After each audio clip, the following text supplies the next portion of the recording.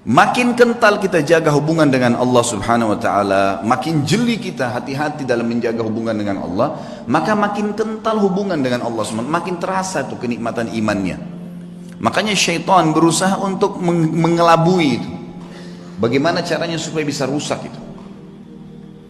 Coba kita simak sekarang kisah, banyak kisah-kisah orang saleh. Kalau kemarin ada beberapa sahabat yang kita angkat kisahnya dalam generasi emas Islam, kita coba korek sekarang kisah tabi'in. Mungkin ada di antara anda yang mengatakan itu kan Ustadz kemarin sahabat, lihat Nabi. Baik, kita lihat generasi tabi'in. Kita lihat generasi yang tidak jauh dari kita, tidak melihat juga Nabi Muhammad SAW. Saya akan angkat misalnya contoh teman-teman sekalian, Muhammad bin Sirin rahimahullah. Muhammad bin Sirin ini salah satu ulama tabi'in yang terkenal dengan keimanannya, dan beliau ahli takwil mimpi. Pedagang di pasar. Satu waktu beliau berdagang, kemudian ada dagangan, dia ragu nih, syubhat. Ini kayaknya salah nih. Ragu, cuman ragu bimbang. Harganya 40.000 dirham. Ini luar biasa jumlahnya. Ini bisa mungkin sampai puluhan juta, mungkin 60-70 juta. Ditinggalin sama dia, nggak jadi transaksi. Dia ragu, kalau sumbernya ini kayaknya haram nih. Tinggalin sama dia. Satu pasar heboh. Padahal cuma dia yang memang punya peluang untuk mendapatkan keuntungan itu. Nggak mau, ditinggalin sama dia. Tersebar berita Muhammad bin Sirin meninggalkan 40.000 dirham. Ini bukan hal yang ringan. Seorang pedagang tahu nih keuntungannya. Baiklah. Besok pagi kejadian, ada satu orang transaksi di tokohnya, berikan uang gitu kan, kurang 2 dirham, kurang 2 dirham. Kata Ibnu Sirin, demi Allah kau belum membayar 2 dirham itu. Kata orang itu, 2 dirham, demi Allah saya sudah bayar. Kata Ibnu Sirin, demi Allah kau belum bayar. Ribut nih, satu pasar sampai datang, lihat ribut dengan 2 dirham. Lalu kata teman-temannya, waktu itu akhirnya orang ini akhirnya membayar 2 dirham. Setelah itu Ibnu Sirin berikan barangnya, pergi. Orang-orang pasar tanya, wahai Ibnu Sirin, kemarin anda meninggalkan 40.000 dirham karena syubhat. Sekarang anda bersumpah atas sama Allah kena ngejar 2 dirham. Apa kata Ibnu Sirin, orang yang mengenal Tuhannya? Ini yang penting teman-teman sekalian. Dia mengatakan, demi Allah saya bersumpah karena saya tidak mau dia makan haram, karena saya tahu itu haram bagi dia. Dia tinggalkan 40.000 dirham yang bisa dia dapatkan. Kadang-kadang kita, alah nanti aja deh, gampang nanti baku atur kalau orang kita bilang. Biasa begitu. Tutup mata aja dulu, yang penting sekarang masuk dulu uangnya. Lupa. 1 rupiah sudah cukup membuat anda masuk rumah sakit sebulan teman-teman. Kalau haram. Hati-hati. Imam Nawawi rahimahullah. Imam Nawawi ini pernah mendengar berita tetangganya kambingnya hilang. Tetangga dia bilang sama dia, kambing saya hilang, gak tahu siapa yang ambil.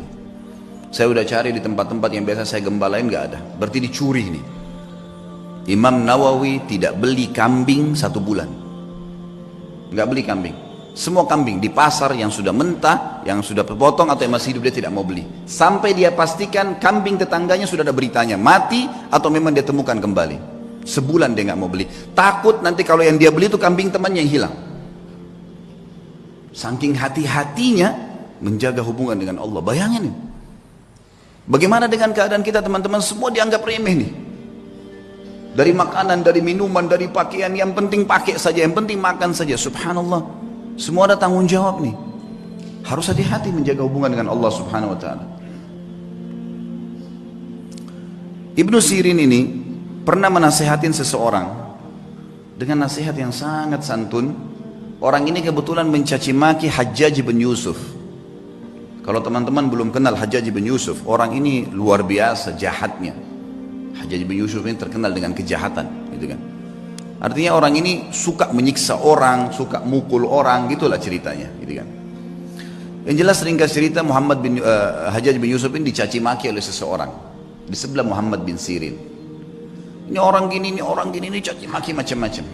Kata dia, nasihatnya sangat luar biasa. Sah ya ibna akhi, hati-hati dengan ucapanmu wahai saudaraku. Fa innal Hajjaj aqbala ila rabbih, ketahuilah Hajjaj ini yang sedang kau bicarakan sedang menuju kepada Tuhannya. Ini sedang menuju kematian. Tidak usah khawatir, sejahat apapun dia, sehebat apapun dia, pasti mati. Dia sedang menuju ke Tuhannya. Wa innaka innama taqdimu 'ala Allahi yaumal qiyamah, dan kau juga sedang menuju kepada Tuhanmu dan kau akan bertemu dengannya pada hari kiamat nanti.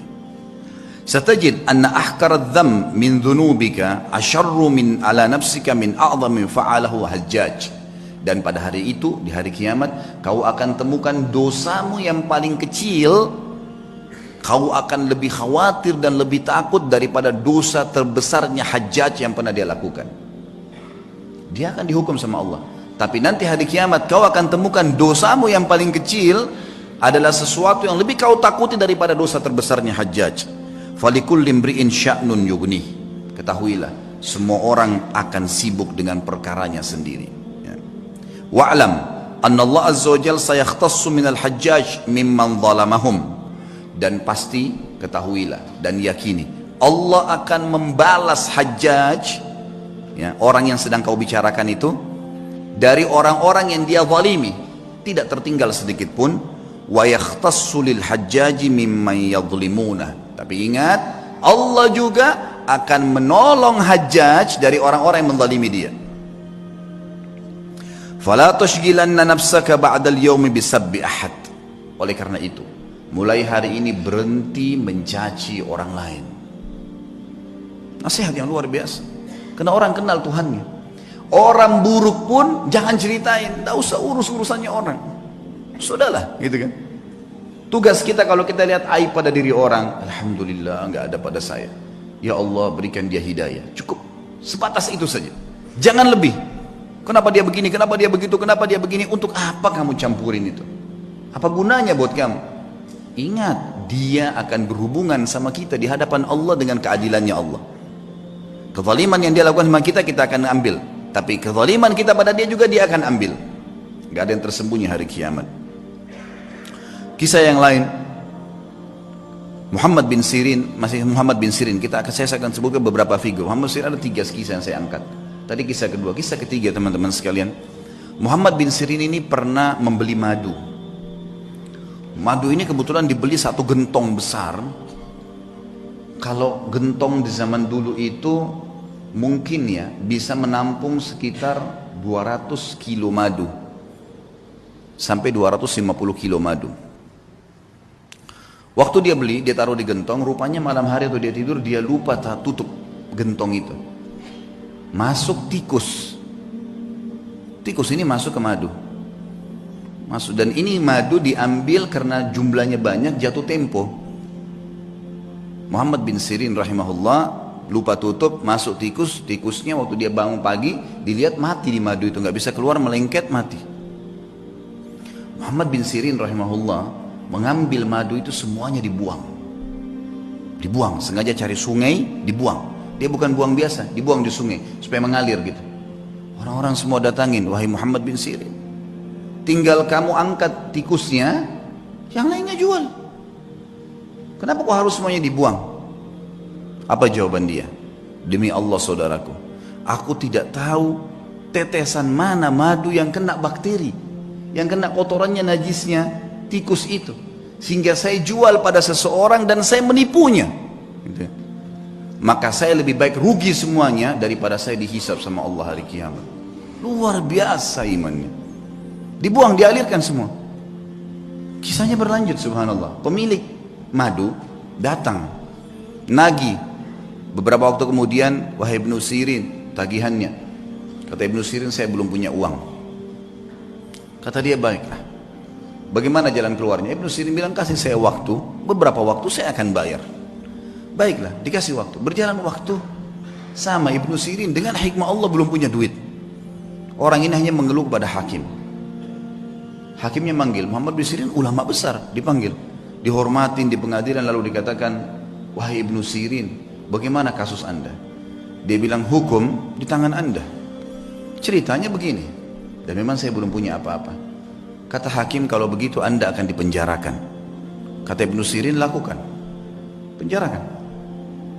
Dipenjarain Ibnu Sirin. sampai tunggu siapa yang bisa bayarin buat dia gitu. Subhanallah, penjaga penjara tahu siapa Ibnu Sirin, ulama besar. Kata penjaganya apa? Wahai Ibnu Sirin, kalau malam hari pulanglah tidur dengan keluarga anda, pagi silakan anda kembali ke sini. Kira-kira bagaimana tuh kalau kita ditawarin begitu? Penjaga penjara, silakan pulang ke rumah, nanti pagi datang lagi ke sini. Gitu. Begitu terus di penjara. Kata Ibnu Sirin, demi Allah, sambil pegang kerangkengan penjaranya, demi Allah ya saudaraku, saya tidak akan tolong kamu masuk ke neraka. Saya akan tinggal di sini sampai utang saya terbayar. Gak mau keluar. Baca Al-Quran, sholat malam, sampai akhirnya orang-orang satu Baghdad datang membayarkan dia. Didengar ceritanya dibayarin, ya. Lunasin utangnya sampai dia keluar. Tapi bagaimana mereka mengetahui hubungannya dengan Allah Subhanahu Wa Taala? Dan ini satu hal yang mahal teman-teman sekalian, mahal sekali. Ini hanya bisa didapatkan bagi jiwa-jiwa yang suci, yang bersih, yang mau memang berhubungan dengan Tuhannya. Dan Allah Azza wa Jalla ini zat yang kalau memberi selalu dalam Al-Quran bahasanya apa? Bighairi hisab. Innama yulaqqas sabiruna ajrahum bighairi hisab. Selalu ada kalimat bighairi hisab, bighairi hisab. Bighairi hisab itu tanpa ada hitungan.